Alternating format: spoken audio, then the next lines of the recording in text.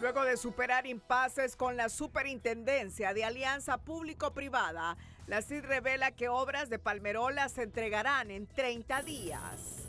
Escándalo en el Consejo Nacional Electoral. Publican y borran fotografía de Jorge Cálix en papeleta electoral. Separan a 2 empleados del CNE por inscripción de Jorge Cálix en papeleta electoral de diputados por Olancho. Juez envía a prisión a 10 implicados por desfalco de 45.5 millones de lempiras en la alcaldía sanpedrana y Contreras denuncia revanchismo político. Piden 500,000 lempiras de recompensa por información que dé con el paradero de los asesinos de la policía que murió en emboscada en Colón. Diplomáticos ven inusual la tensión entre Honduras y El Salvador. Feriado Morazán y conmueve a miles de hondureños a playas y pueblos coloniales. Nicolás Maduro asume plenos poderes tras decretar estado de excepción y Donald Trump anuncia plan de paz para Gaza. Este es su noticiero TN5 Estelar con Renato Álvarez y Cristina Rodríguez.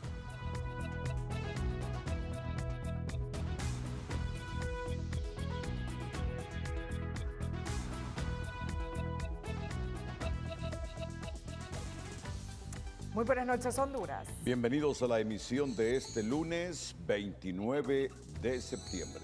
Ya estamos a las puertas de octubre. Y de aniversario, ¿verdad? Claro, el 30. Tegucigalpa, ¿cuándo es la fecha del Bueno, ya Tegucigalpa? estamos de aniversario, Tegucigalpa, 445 años. Bueno, al menos hoy fue a una misa el alcalde. Sí. Ya les vamos a hablar de todo eso aquí en el Noticiero Líder. La noticia del día es presentada por Claro, la red más rápida de Honduras por 5º año consecutivo y la mejor red móvil del país. El secretario de Infraestructura y Transporte, Octavio Pineda, confirmó este lunes a Telenoticias que las obras complementarias del Aeropuerto Internacional de Palmerola están listas para ser entregadas en los próximos 30 días al concesionario, luego de superar los impases con la Superintendencia de Alianza Público-Privada.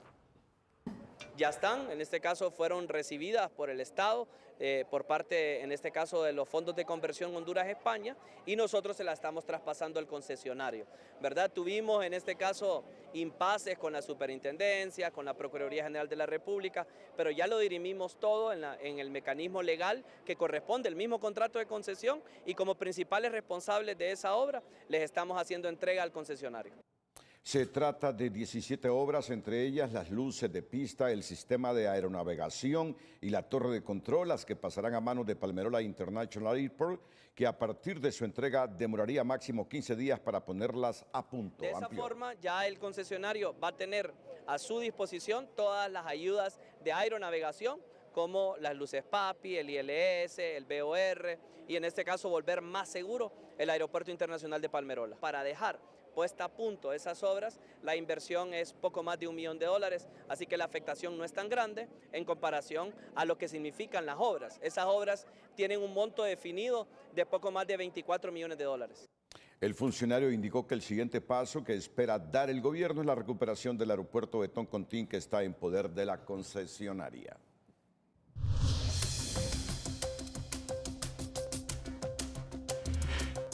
La Alcaldía del Distrito Central, en conjunto con la Secretaría de Infraestructura y Transporte, dieron por iniciadas las obras de Libramiento al Sur, un proyecto que promete descongestionar el tráfico en la capital hondureña. Se trata de un tramo de 8.15 kilómetros que comenzará a la altura de la residencial La Cañada hasta llegar al Tizatillo. De 4 carriles, 2 por sentido, 2 siguiendo hacia la CA5 Sur y 2 que vienen de la CA5 Sur hacia la ciudad capital, que en este caso ahí se van a bifurcar para, en este caso, los usuarios que quieran ir al sector de Toncontín o los que quieran ir al centro de la ciudad capital. Avantúneles, pasos a nivel a lo largo y ancho de todo el proyecto, como le digo, un proyecto de $60 millones, emblemático, necesario, urgente para el crecimiento presente y futuro de la capital.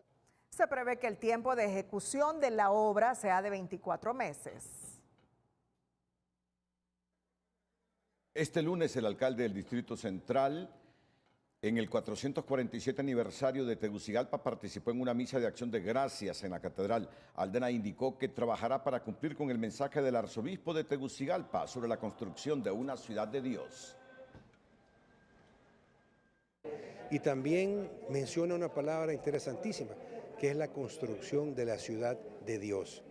Y lo comparo con la construcción de la ciudad de Buen Corazón, porque dice él, no será fácil construir la ciudad de Dios. Habrán muchos retos, muchas dificultades, pero es irrenunciable seguir impulsando ese trabajo.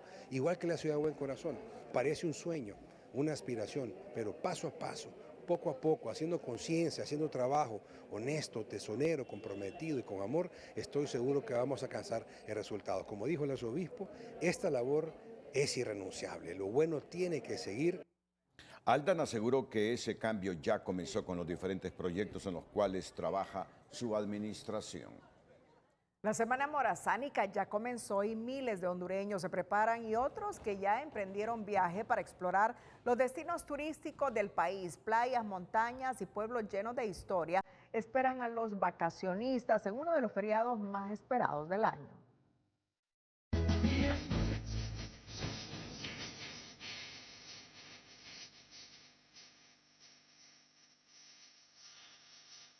Los capitalinos ya comienzan a movilizarse y la emoción crece porque Honduras vive uno de sus feriados esperados. La Semana Morazánica, un momento perfecto para oxigenarse y redescubrir la belleza que tiene el país. Esta semana representa una oportunidad única para que los hondureños exploren su propio territorio. Muchas de las carreteras están en condiciones para viajar y el deseo de conocer más del país se ha convertido en una tendencia que crece año con año. Ahí por Jutiapa, Atlántida y luego tocó a Sabá. Este lugar, nosotros somos nacidos ahí, ¿verdad? Y tal vez no sea tal vez no sea turístico, pero nosotros hemos nacido ahí, entonces tenemos familia y ahí. Cada rincón de Honduras guarda una historia, un paisaje y una experiencia. Las playas que acarician el alma, las montañas que llenan de energía y los pueblos llenos de cultura, sabor y tradición esperan ser descubiertos por los viajeros nacionales. El mensaje es más que todo para la población, que disfruten en familia de manera responsable y que si tienen ya sus puntos con reservaciones, que tengan cuidado siempre y que disfruten. Este feriado quedarse en casa no es opción.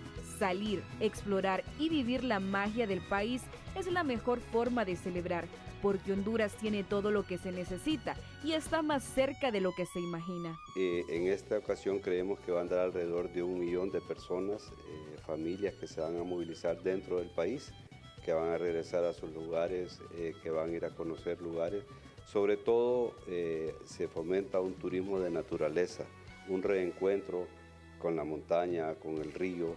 Miles de familias aprovechan estos días para salir de la rutina y crear recuerdos inolvidables en destinos hondureños. Pero en medio de la emoción y la alegría es fundamental viajar con responsabilidad. Donde nuestro llamado de atención es que si toma, ¿verdad?, no maneje.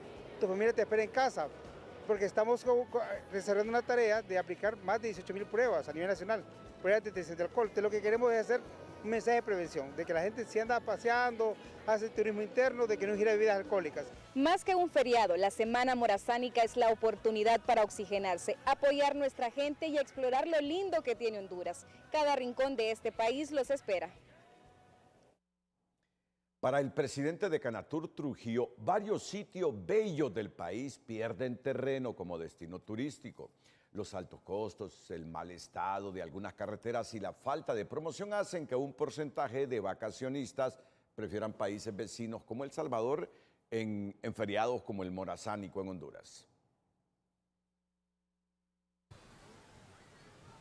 Algunos sitios turísticos hondureños están perdiendo visitantes. Carreteras en mal estado, altos costos y la falta de una verdadera estrategia de promoción es lo que aleja a miles de turistas que prefieren vacacionar en países vecinos, explica el presidente de la Cámara de Turismo de Trujillo. No conozco el número exacto. Lo que sí le puedo decir es que sí hay opciones fuera que nos están mermando los ingresos a nivel nacional. Eso está claro. El tema lo voy a redundar en 3 elementos. Conectividad, precios y directamente promoción.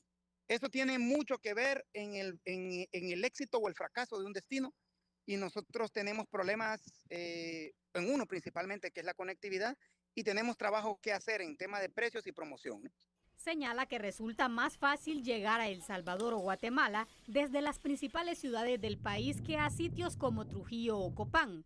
También dice que influye el costo de la energía y la inseguridad. Según el Instituto de Migración, el año anterior salieron más de 24,000 personas en la Semana Morazánica, en su mayoría a países de la región. Para este economista es lamentable que no haya un plan para impulsar el sector y aprovechar los sitios que tiene el país.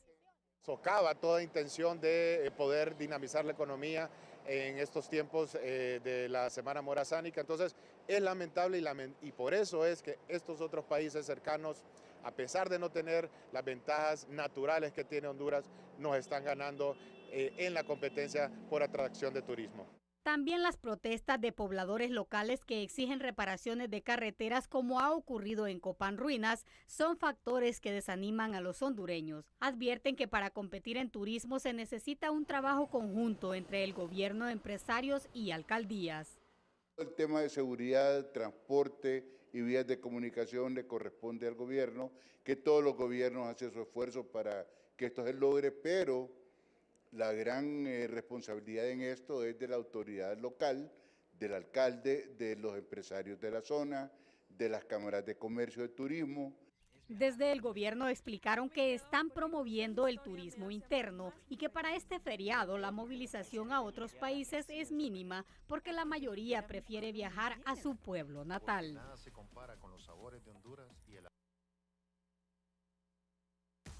Bueno, está en comunicación en este momento con el noticiero Eric Spear, el CEO de Palmerola International Airport, de PIA. Eric, nos ha agradado la noticia que nos ha brindado el ministro sobre que las obras complementarias de Palmerola están listas para ser entregadas al concesionario. ¿Pero usted nos llama para avalar eso o todavía no es cierto lo que dice el ministro Octavio Pineda? Adelante, buenas noches. Buenas noches, Renato. Buenas noches al pueblo hondureño. Muchas gracias por darnos este espacio para poder referirnos a las últimas declaraciones que dio el ministro Octavio Pineda. Y de verdad que me gustaría tener ese entusiasmo con el que tú lo acabas de decir. Ojalá que fuera cierto que estuvieran a punto. El problema de esas obras, Renato, es que tienen de 2 a 3 años de estar en abandono. Esas obras lo que pretenden es trasladarlas para que nosotros como concesionario las pongamos a punto. Así, a ojo de buen cubero, se necesita, solo para hacer el estudio de la puesta a punto, $1.500.000. Solo para el estudio, Renato. Nosotros no sabemos qué es lo que hay ahí, no sabemos qué problemas presentan esas obras porque no nos dan acceso a esas obras. Hemos estado en comunicación y siempre nos hacen ver que el problema lo tiene la Superintendencia de Alianza Público-Privada, porque pretenden traspasar esas obras para que nosotros realicemos la inversión, y hasta el momento todavía no nos pagan las obras que nos traspasaron ya en gobiernos pasados. Esto está igual o peor que las condiciones que nos estaba dando Mauricio Ramos.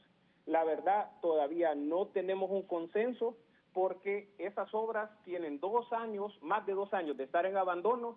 No sabemos nosotros cuál es la situación que tienen esas obras, por lo tanto, no podemos avalar esas declaraciones y por tanto las desmentimos. No tenemos un acuerdo, ya quisiéramos nosotros tenerlo, porque esas obras le corresponden al Estado y la puesta a punto le corresponde al Estado. Bueno, muchas gracias, Eric Spear, por esa aclaración. O sea que la noticia del día que hemos transmitido hoy, que de buena fe creemos en lo que decía Octavio Pineda, lo está desmintiendo el CEO de PIA, de Palmerola International Airport, Eric Spear, que están peor, dice, que como estaban con el exministro anterior, con el ministro anterior, Mauricio Ramos.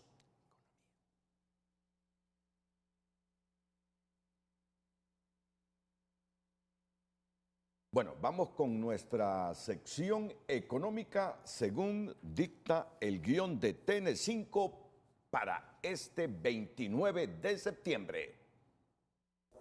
Economía Hoy es presentada por el 7 de Banco de Occidente. Ahorra 700 lempiras o más y participa por premios semanales de 7.000, 70.000 y hasta 700.000 lempiras. Las autoridades gubernamentales informaron este lunes que para este año la producción de granos a nivel nacional será de 22 millones de quintales entre maíz, arroz y frijol.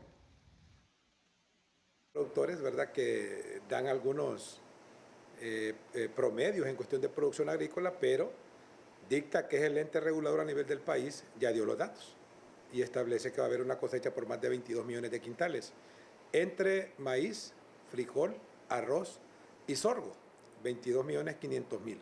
Esos datos son oficiales. La dirección, ¿verdad?, dio ese informe. Vimos al viceministro, el ingeniero Barjún, su director de dicta, dar la información y pues creo de que los datos que maneja Lima se asemejan. Nosotros como Instituto Hondureño de Mercadeo Agrícola lo que estamos haciendo en este momento es atendiendo a los productores de manera directa a nivel nacional. González informó que en gran parte se deberá al buen invierno de este año y a la dotación de insumos agrícolas que distribuyó el gobierno, aunque en Jamastrán la situación no será alentadora, según representante de Prograno en esa zona del país. Luego de un alegrón por la apreciación del lempira durante el mes de agosto, la devaluación se reactivó en septiembre, sumando una pérdida de 14 centavos, reportó este lunes el Banco Central de Honduras, al indicar que el tipo de cambio llegó a 26.16 lempiras por dólar y el precio de venta en el sistema financiero llegó a 26.30 lempiras por dólar. En lo que va del año, la moneda nacional se ha depreciado en 80 centavos. En lo que va de 2025, encareciendo el precio de los productos y servicios a pesar del incremento en el ingreso de remesas y los mejores precios del café que han estabilizado las reservas internacionales, como lo exigía el Fondo Monetario Internacional. La fuerte dependencia de Honduras de las remesas familiares conlleva riesgos crecientes, pues una caída abrupta de los envíos representaría un golpe inmediato a la estabilidad macroeconómica y al tejido social, advierte la Universidad Autónoma de Honduras en su último boletín económico, en el que indica que posibles cambios en la política migratoria de Estados Unidos pueden presionar la inflación en zonas donde más se reciben remesas y profundizar desigualdades sociales. Por ahora, las cifras muestran un crecimiento de 25% en el ingreso de remesas entre enero y agosto, recibiendo 7.940 millones de dólares, confirmando que son la principal fuente de divisas para Honduras, por lo que deberían ser una oportunidad para orientar parte de estos recursos hacia el ahorro, la inversión productiva y la generación de empleo. Un reciente informe del Departamento de Estado de Estados Unidos revela que Honduras tiene ventajas competitivas, pero no se concretan nuevas inversiones por los obstáculos estructurales, corrupción, burocracia e inseguridad. Honduras mantiene ventajas competitivas para atraer inversión, como su ubicación estratégica, abundantes recursos naturales y estabilidad macroeconómica, pero sigue arrastrando problemas que impiden que los capitales lleguen al país y haya desarrollo, según el informe Clima de Inversión 2025 del Departamento de Estado. Destaca que persisten problemas como la corrupción en instituciones públicas y poder judicial, tanto en las contrataciones, permisos, licencias y aduanas. También mencionan que hay impuestos impredecibles, conflicto de tierras, energía cara, alta criminalidad, baja educación e infraestructura deficiente. Señala que en el gobierno de la presidenta Castro, algunos altos funcionarios comprenden y apoyan el papel de la inversión, la creación de empleo y el crecimiento económico, pero otros mantienen una aptitud hostil, lo que debilita los esfuerzos por mejorar el clima de inversión. Agrega que las manifestaciones son frecuentes y grupos colectivos afiliados al partido oficialista han interrumpido las actividades comerciales. En unos casos, los grupos se han vuelto violentos, asegura. Los empresarios estadounidenses citan riesgos por cambios en las exoneraciones con la Ley de Justicia Tributaria, trabas para acceder a divisas, salida del CIADI, procesos regulatorios engorrosos, el fallo contra la sede y la incertidumbre política previa a las elecciones de 2025 que frenan las nuevas inversiones. Reconocen que Honduras redujo los homicidios a menos de 40 por cada 100.000 habitantes, pero señalan que la violencia, la extorsión y el secuestro siguen siendo comunes, mientras el narcotráfico mantiene a Honduras como punto de tránsito hacia Estados Unidos y Europa. El Departamento de Estado también reconoce que el gobierno ha avanzado en simplificar trámites y la instalación de ventanillas únicas digitales para empresas que se registran en zonas francas, además de una guía para inversionistas por parte de la Secretaría de Desarrollo Económico.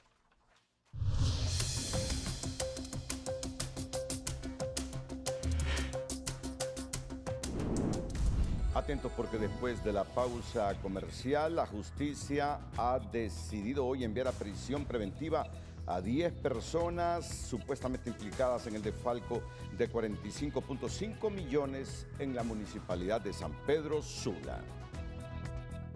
Si decide comprar una casa con sus familiares, todos los involucrados deben definir sus límites financieros. En nuestra sección explicamos por qué es importante clarificar la participación de cada uno.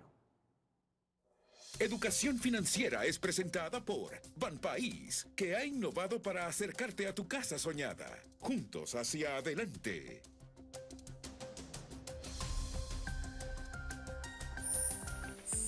Establezca un presupuesto. Luego de decidir quién pagará y quién será dueño de la casa, es buena idea ponerse de acuerdo en el presupuesto y evaluar cuánto pueden pagar como grupo familiar. Profundice en las prioridades de todos para la casa. Es natural que las familias quieran que el proceso sea informal. Sin embargo, antes de comenzar a buscar la casa adecuada para su situación, es importante entender las necesidades de cada persona que participará en la compra y que vivirá en la casa. Ponerse de acuerdo en cuanto a los nombres de los dueños oficiales, nombres de dueños que aparecen en la escritura de la propiedad. Muchas familias escogen dividir la participación financiera en la propiedad en partes iguales, lo que los hace inquilinos conjuntos. Un juez envió a prisión preventiva a 10 personas por el desfalco de 45.5 millones de lempiras en la alcaldía de San Pedro Sula. El Ministerio Público documentó más de 30 pruebas en contra de los imputados.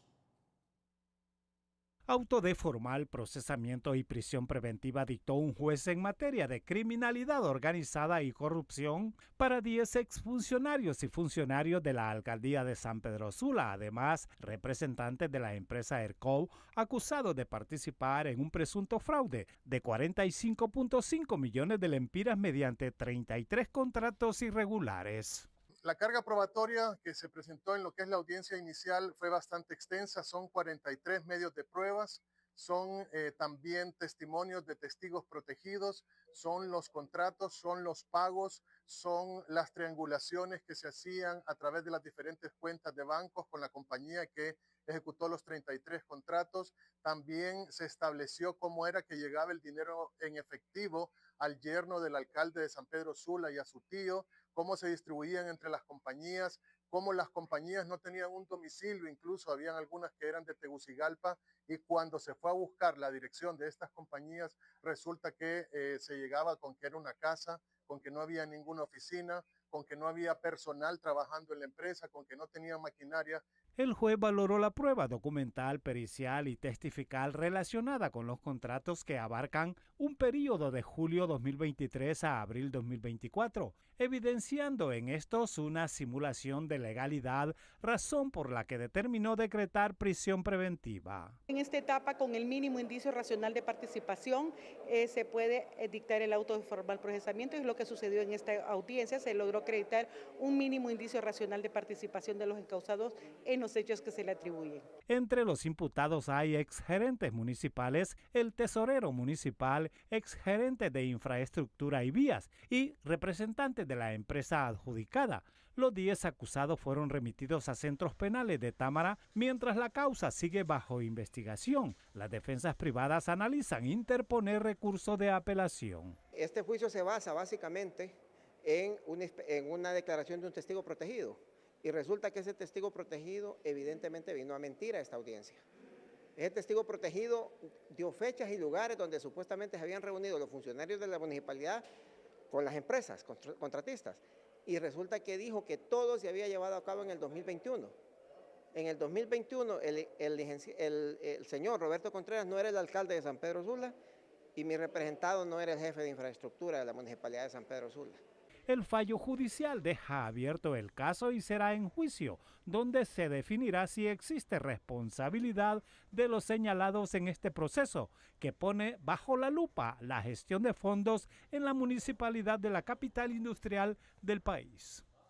El caso desata polémica política. El alcalde Roberto Contreras y otros sectores hablan de revanchismo y persecución, mientras la Fiscalía defiende que se trata de una lucha contra la corrupción.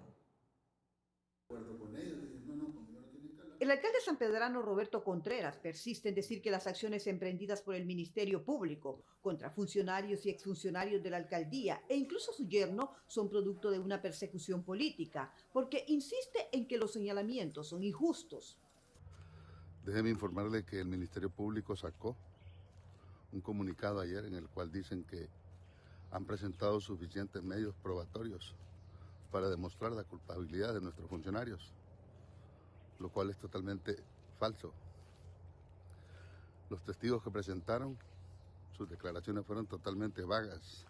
En ningún momento hacen mención a casos de corrupción en la Municipalidad de San Pedro Sula.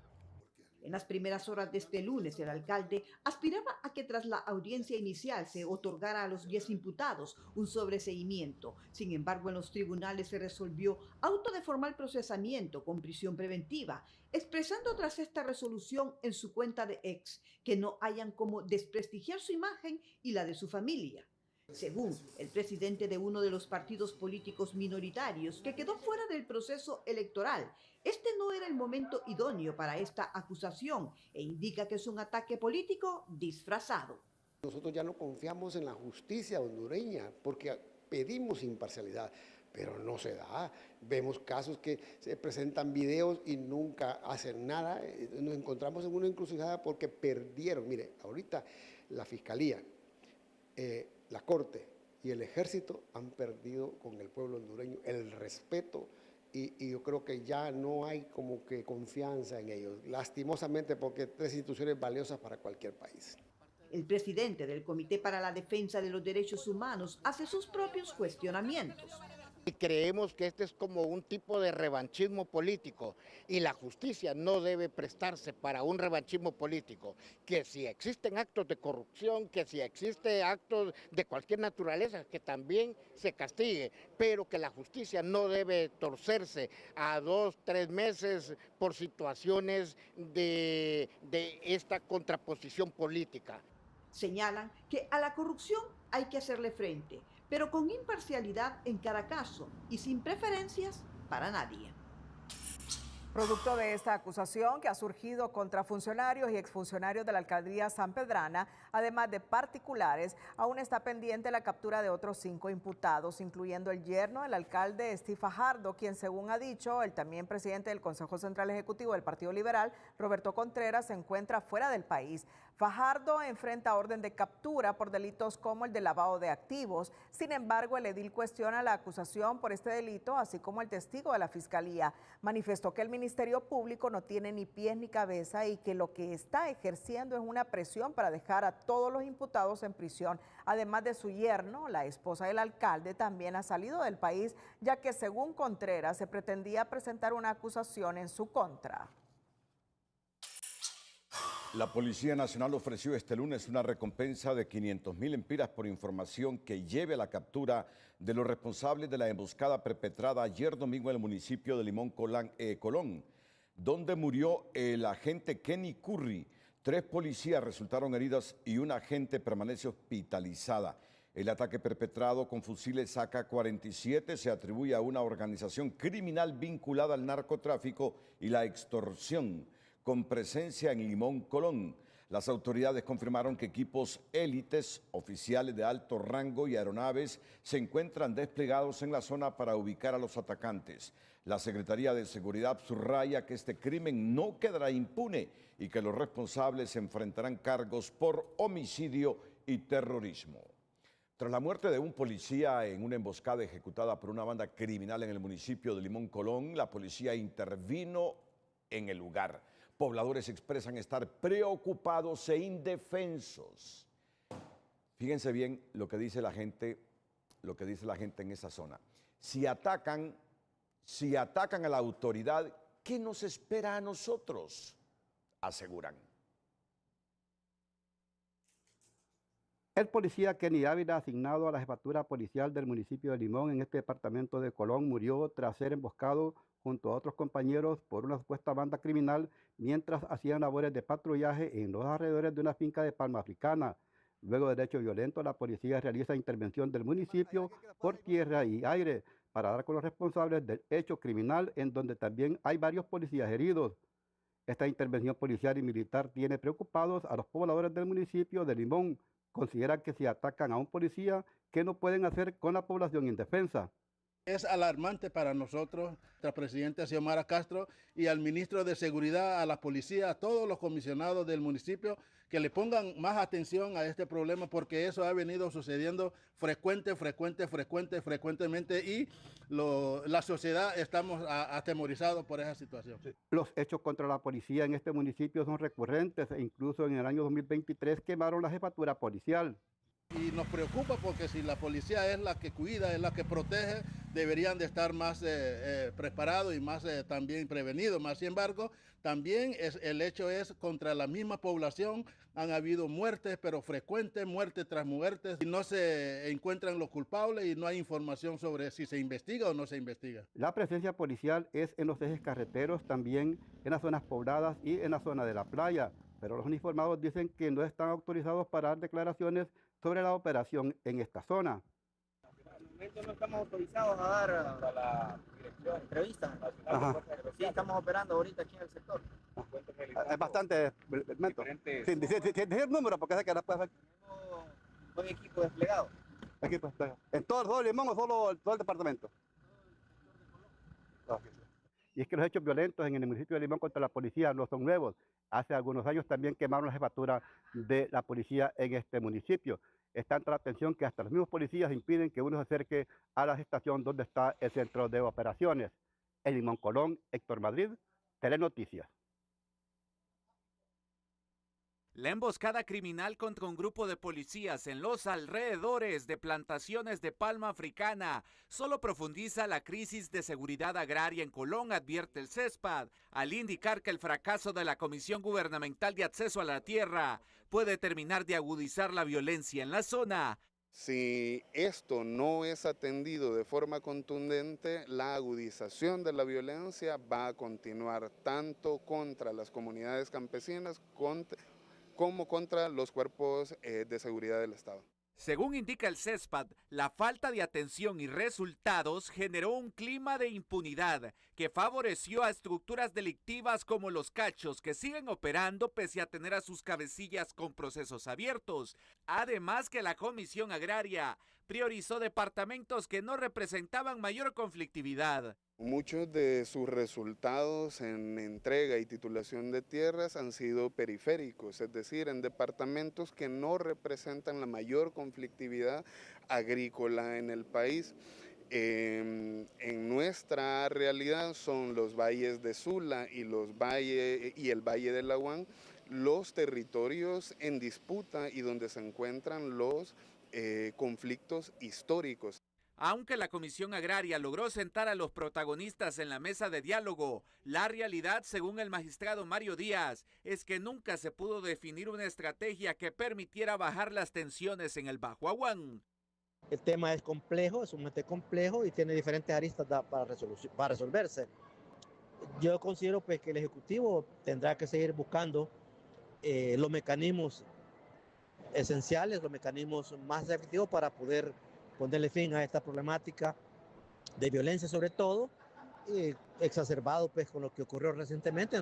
El conflicto en Colón es una olla de presión que en cualquier momento puede estallar, alertó recientemente el director del Instituto Nacional Agrario, Francisco Funes, quien considera que el problema debe resolverse de forma urgente. No obstante, la Comisión Agraria lleva más de 2 años en labores sin mayor éxito.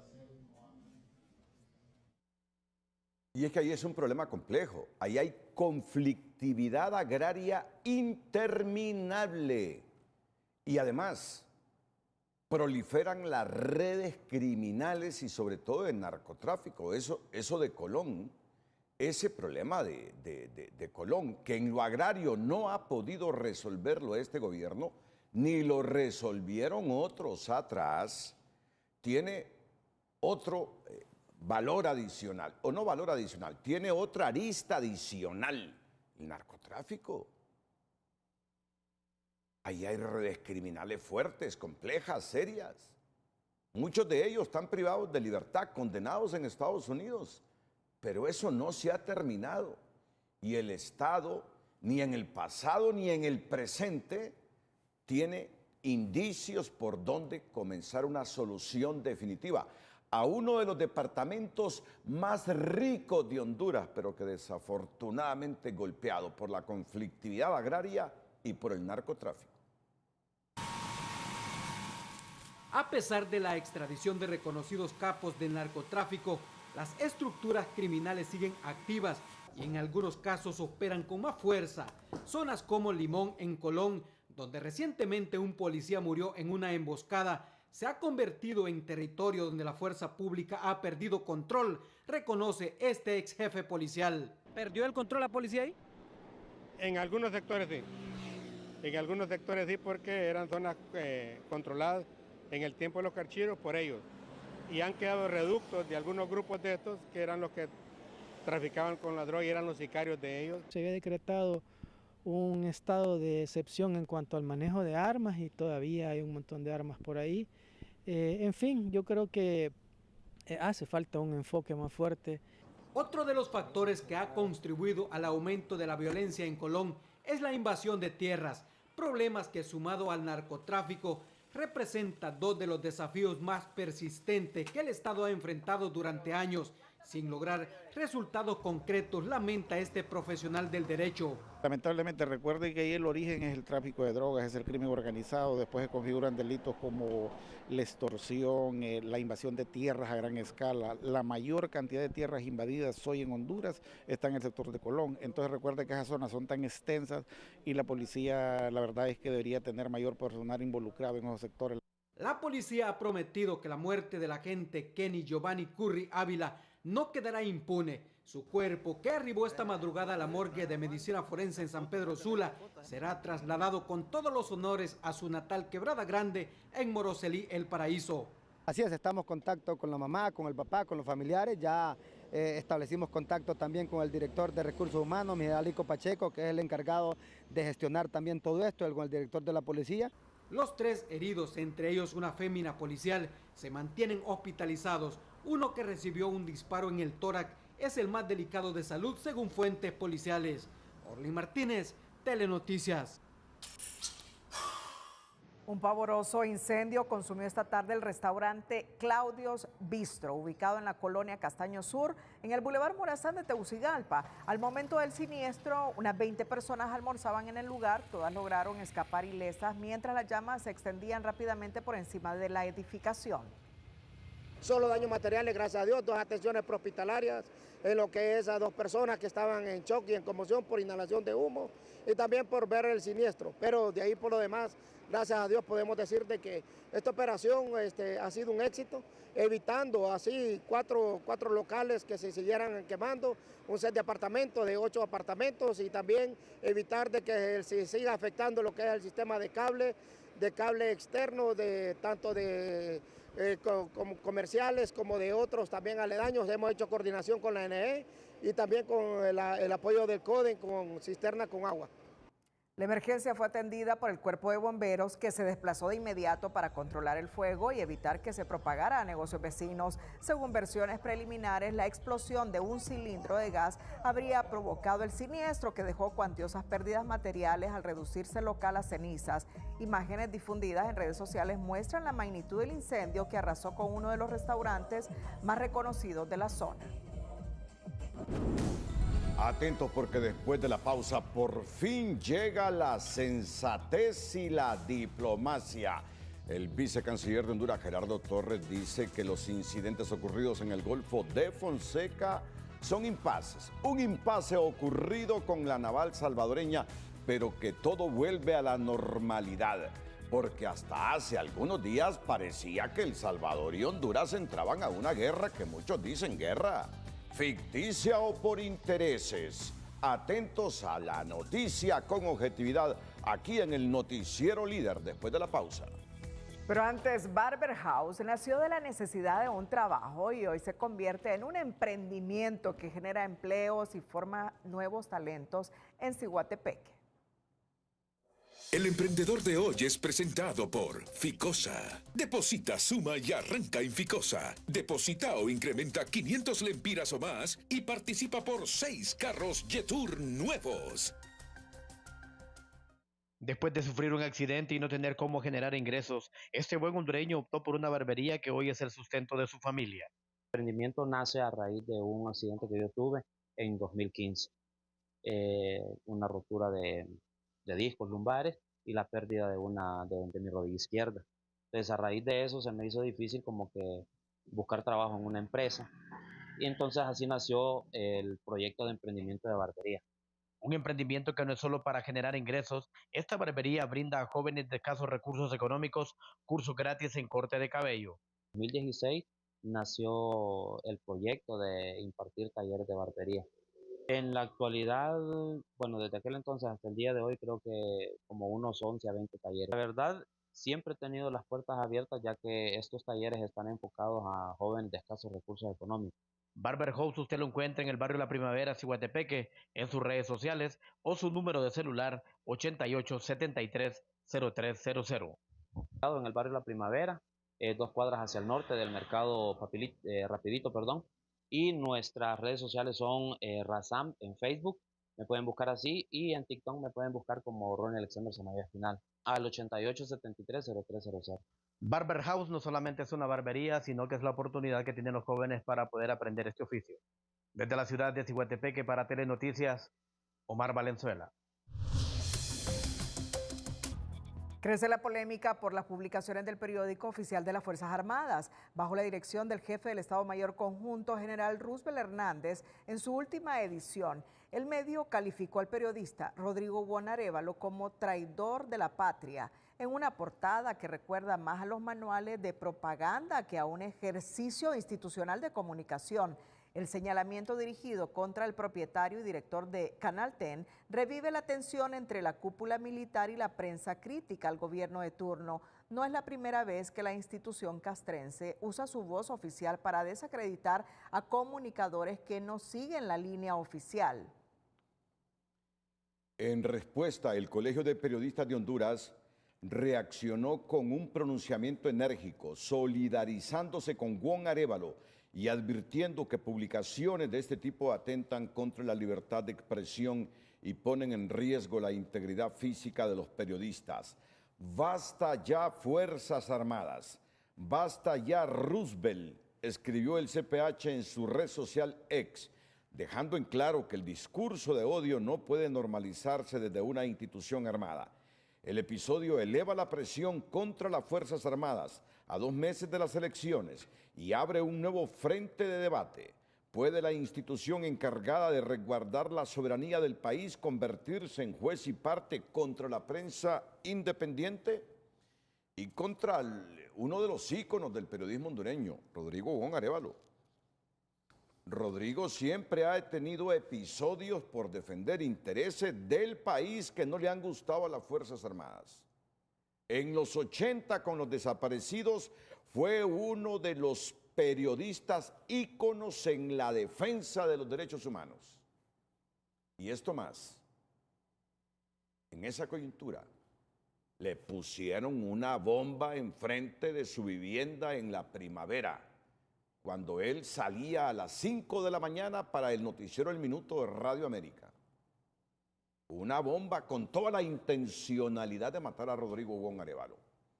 Como cualquier hondureño puede tener sus posiciones políticas, ideológicas, pero eso es inherente al ser humano, pensar como quiera. Y el pensar como quiera cualquier ser humano, si es de izquierda, de derecha, centro izquierda, es una de sus libertades que le garantiza a todos nosotros la Constitución de la República. Por eso nos parece irresponsable esta publicación en un periódico digital de nuestras Fuerzas Armadas calificando de traidor a un periodista. Un periodista que se la ha jugado en tiempos cuando habían desaparecidos en los 80. Y esto hasta los izquierdistas deben reconocerlo. Si el hombre tiene ideales y defiende valores ahora, es su forma de pensar. Y la forma de pensar de cada uno de nosotros está garantizada por la Constitución. Y expresar nuestra forma de pensar está garantizada por la Constitución. Por lo tanto, es un acto irresponsable, es una institución pública, financiada con nuestros impuestos. No pueden utilizar nuestros impuestos para envenenarse contra alguien y calificarlo de traidor. Las Fuerzas Armadas deben darse cuenta de esto. ¿Qué pasa con nuestras Fuerzas Armadas? ¿Qué pasa con nuestras Fuerzas Armadas?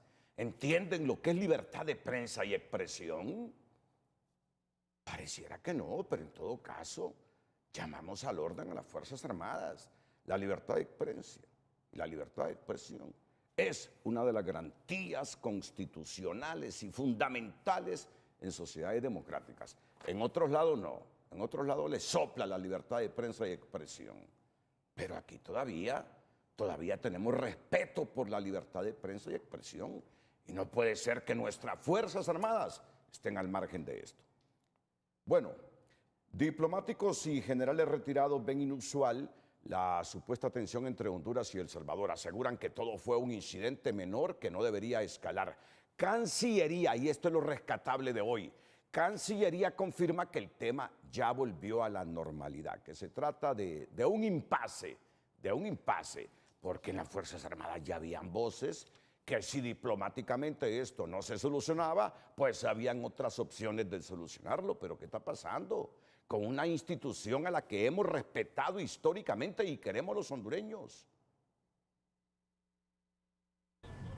Las Fuerzas Armadas salieron de frente tras 2 incursiones de embarcaciones salvadoreñas en el Golfo de Fonseca y de inmediato la institución declaró máxima alerta militar en la zona. Vamos a estar de repente buscando la diplomacia, ¿no? Que ya vamos a tener que empezar a volver de otra manera porque esto ya es una amenaza fuerte. Las Fuerzas Armadas de Honduras denunciaron que una embarcación de la Marina de El Salvador ingresó 2 veces a aguas jurisdiccionales hondureñas en el Golfo de Fonseca. Y respetando la soberanía nacional, el incidente también provocó la intervención de la Fuerza Naval de Nicaragua, que reportó violación en sus aguas. Este jefe del Estado Mayor Conjunto de las Fuerzas Armadas de Honduras consideran que no hay razones para que una fricción de cualquier naturaleza se eleve a un conflicto mayor, relegando a segundo término la diplomacia. No vemos razones para que una fricción de cualquier naturaleza, militar o política o de ciudadanos, pueda elevarse a un conflicto mayor cuando la actitud de ambos países debe ser disminuirla. La Cancillería hondureña confirmó que mantuvo diálogo permanente con sus homólogos salvadoreños y que todo regresó a la normalidad. Y de manera diplomática nosotros logramos que se quitaran las naves, pero también acompañamos a las Fuerzas Armadas en su labor de proteger la soberanía nacional.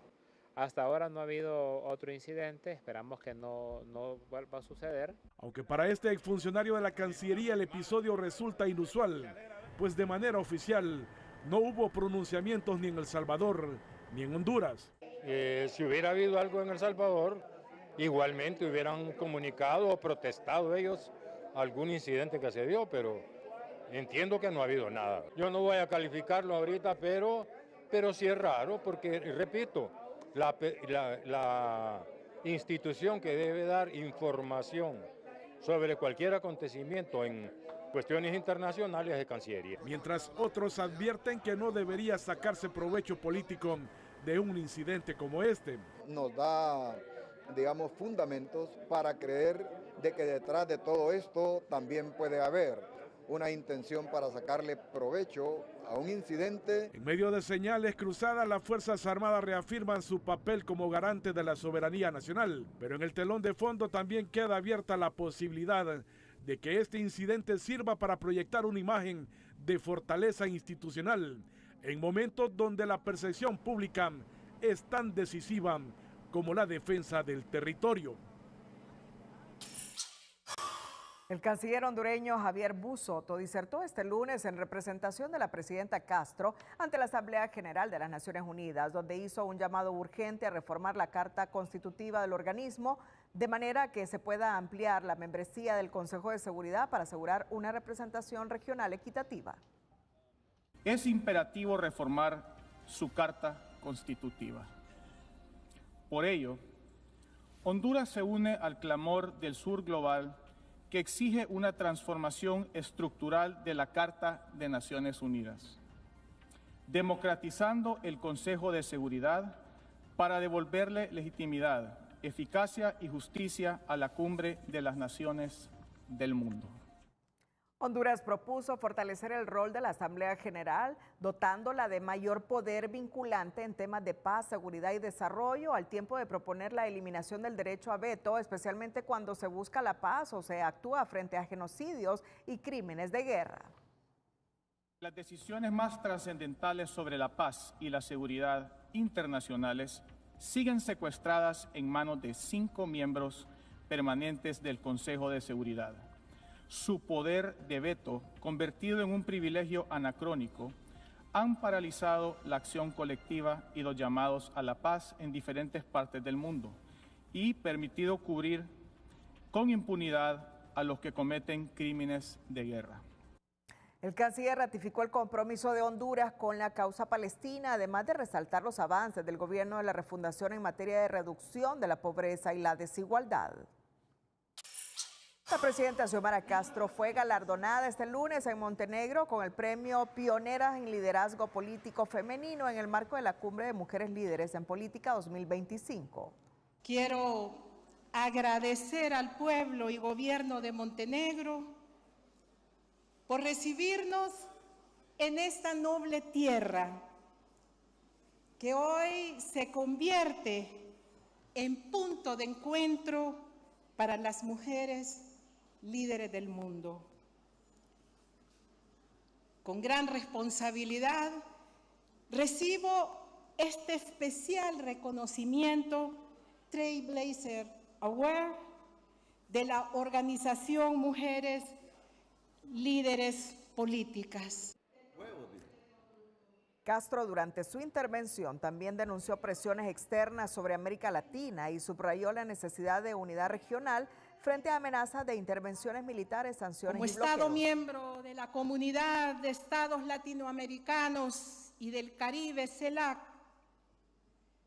ante las amenazas de intervenciones militares, de sanciones y bloqueos a países de América Latina por Estados Unidos, declaro que no somos espectadores. Abanderamos la declaración de América Latina como una región de paz. Con este reconocimiento, la mandataria se convierte en la primera presidenta de Honduras en ser distinguida en una plataforma internacional de este nivel. Expertos alertan que lo ocurrido en el CNE, donde por horas apareció la fotografía de Jorge Cálix en la papeleta de diputados, refleja la politización del órgano electoral. Señalan que Honduras debe repensar una nueva ley electoral para recuperar credibilidad en los procesos. Las acciones de estas personas han impactado directamente en la credibilidad del proceso. En el propio Consejo Nacional Electoral admiten que esa acción de publicar el nombre de Jorge Cálix en la papeleta electoral de diputados por Olancho impacta directamente en la credibilidad de la institución, algo que coincide el director de Nodo, Héctor Corrales, quien aseguró que eso solo demuestra la debilidad institucional que hay en el órgano electoral. Bueno, es otra muestra de la debilidad institucional, que también es un resultado de cómo están politizadas las instituciones democráticas en Honduras. Cuando se reparten este tipo de incidentes comienzan a ocurrir y la falta de credibilidad que ha tenido el Consejo Nacional Electoral desde la crisis de las primarias es algo que no se ha recuperado totalmente. Luego de este hecho, los consejeros del CNE informaron que se había separado a 2 empleados de la institución, un secretario adjunto y una diseñadora, por la publicación de esa papeleta electoral indebida.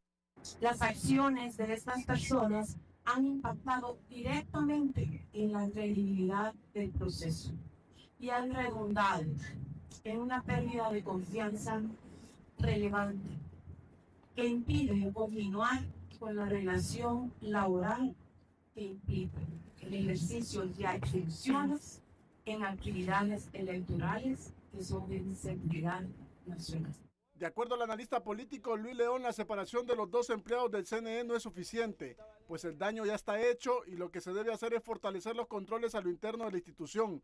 Sin embargo, según León, Honduras debe ir pensando en una nueva ley electoral para despolitizar al CNE.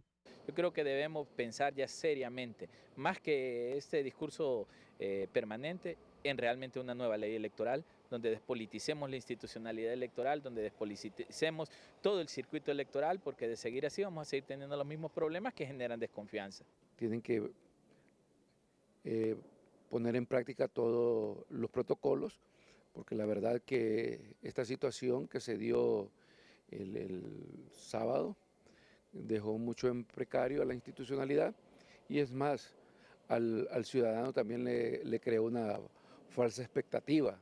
El hecho de Calix no es nada nuevo en el CNE. La presidenta Ana Paola Hall denunció el pasado 17 de septiembre que se manipularon los pliegos de condiciones para la impresión de documentos esenciales para la Junta Receptora de Votos, algo que tuvo que enmendarse por el Pleno. Esta situación le preocupa a este diputado del Partido Nacional que se pueda repetir en las elecciones. Hoy es el tema de una fotografía. ¿Qué va a pasar si el día de las elecciones quieren alterar resultados, quieren alterar la transmisión de datos y quieren violentar la voluntad popular? Entonces esto definitivamente nos debe preocupar a todos, ¿no? Cuando el árbitro pierde la credibilidad, todo el proceso queda en duda. El reto ahora no es castigar un error, sino evitar el próximo. El caso Calix Unseri vuelve a exponer inconsistencias en el CNE. Según los analistas, mientras a unos se les bloquea la participación, otros son inscritos pese a no cumplir requisitos legales. La pregunta es, ¿hay reglas iguales para todos? Se preguntan políticos y expertos.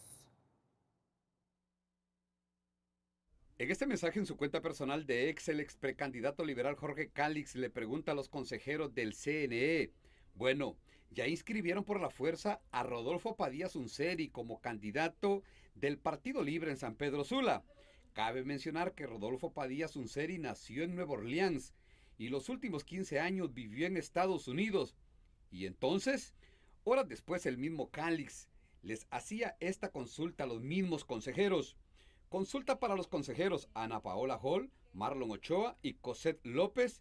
Pueden mostrarle a Honduras el documento que reemplazó la constancia de vecindad con el que inscribieron a Rodolfo Padilla Unseri como candidato a alcalde de San Pedro Sula. Honduras quiere saber cómo lo inscribieron. Y es que la inscripción de Rodolfo Padilla Unseri como precandidato a alcalde por Libre en San Pedro Sula se dio en circunstancias especiales. Fue inscrito, aun y cuando no participó en las elecciones, fue inscrito, aun y cuando no nació en Honduras, fue inscrito, aun y cuando no acreditó haber pagado los impuestos municipales, porque él, su residencia no sabemos dónde estaba, por lo menos en Honduras.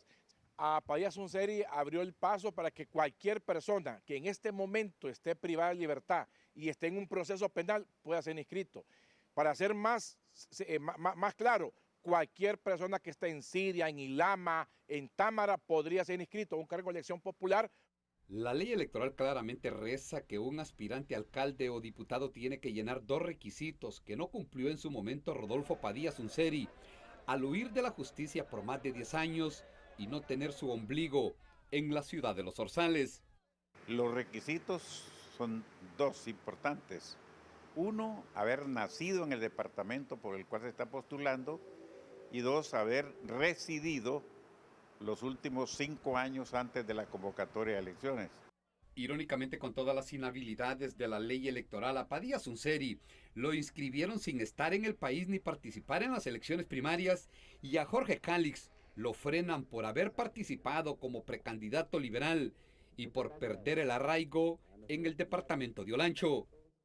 En primer lugar, no participó en el proceso interno, en algún otro cargo o en alguna fórmula para que esté impedido de volver a participar, porque eso es lo que la ley electoral busca, que no se burle la voluntad popular cuando una persona participa en un proceso y al no salir electo va y aparece como candidato en otro partido o en otra corriente.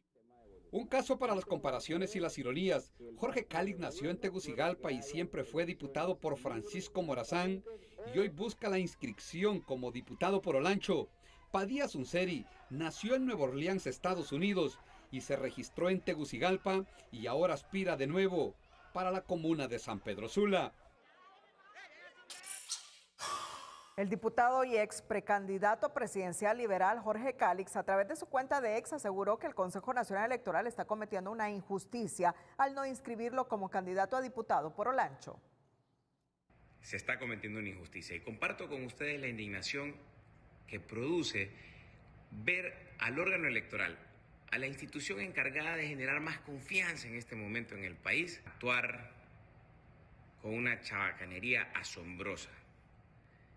Que vengan y digan que alguien subió la papeleta, que no fueron ellos, que se están jugando con el sistema de ellos, solo me pone a pensar que esto sucede el día de las elecciones.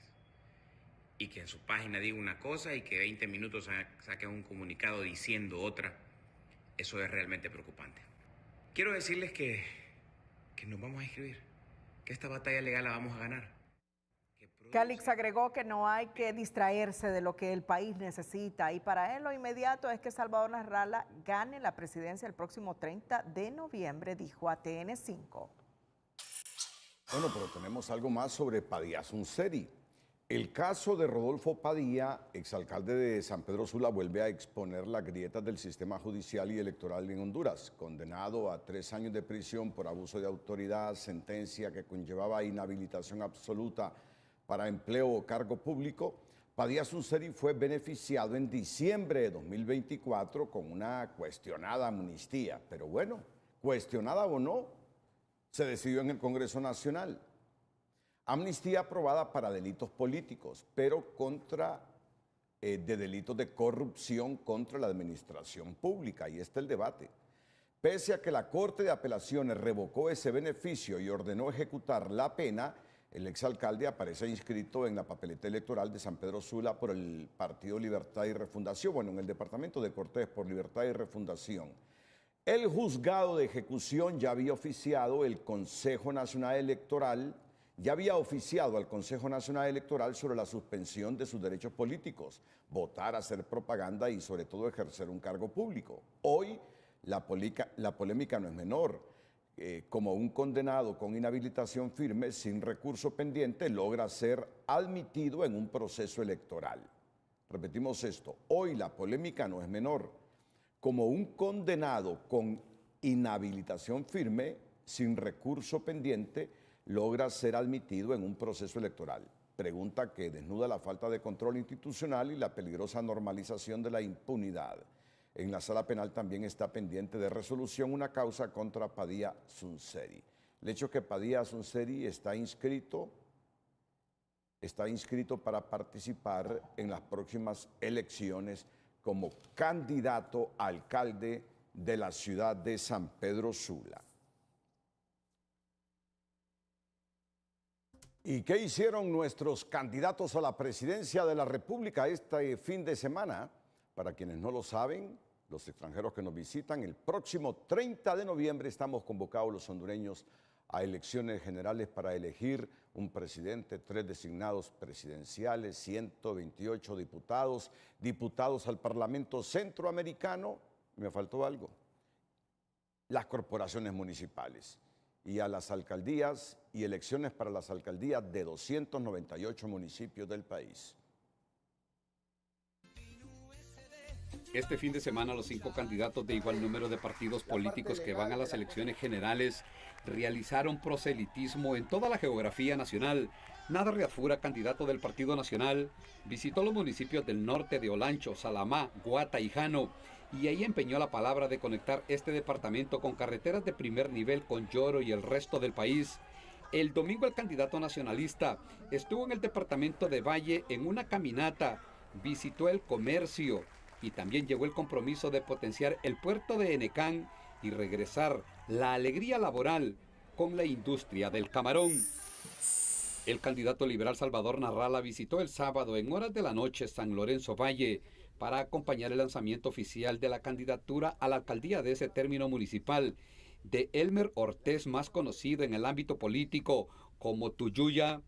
En la misma gira, Salvador Narrala estuvo en otros puntos del departamento de Valle, hasta donde llevó el compromiso de construir un mercado moderno en Nacaome, un crematorio y un nuevo cementerio, así como conectar Amapala con tierra firme y potenciar el puerto de Enecán. La candidata presidencial del Libre, Rixi Moncada, llegó al departamento de Intibucá en una concentración con sus parciales en La Esperanza, donde fustigó las pretensiones del precandidato liberal Jorge Calix en su intento de inscribirse como candidato a diputado por Olancho, al tiempo que arengó que existe un familión de 25 grupos económicos de las 10 familias en el país y este familión de aquí los va a derrotar, en alusión a los presentes.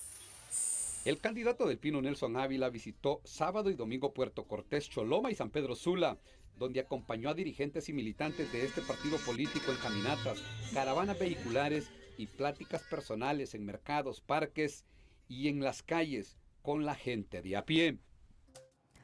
El gremio periodístico y compañeros de televisión expresan sus oraciones y mejores deseos por la pronta recuperación del comunicador y cronista deportivo Marlon Mejía, conocido cariñosamente como el Gallo de los Deportes. El periodista fue sometido en las últimas horas a un cateterismo en el Instituto Hondureño del Seguro Social, un procedimiento especializado que permite diagnosticar y tratar afecciones cardíacas. La intervención estuvo a cargo del cardiólogo intervencionista Jorge Barrientos, junto a anestesiólogos, enfermeras y personal médico a quienes se les reconoce su labor profesional. Amigos y colegas esperan que la recuperación sea pronta y completa, recordando la trayectoria de Mejía en la televisión hondureña y su voz inconfundible que ha marcado el periodismo nacional. Nos alegra, Gallo, que te estés recuperando. Cerramos la emisión. Gracias a todos por su fiel sintonía. Sé que se nos quedó el tiempo, ¿verdad? Sí, pero está lloviendo. Está lloviendo. Está lloviendo. Continuará las lluvias para la próxima jornada.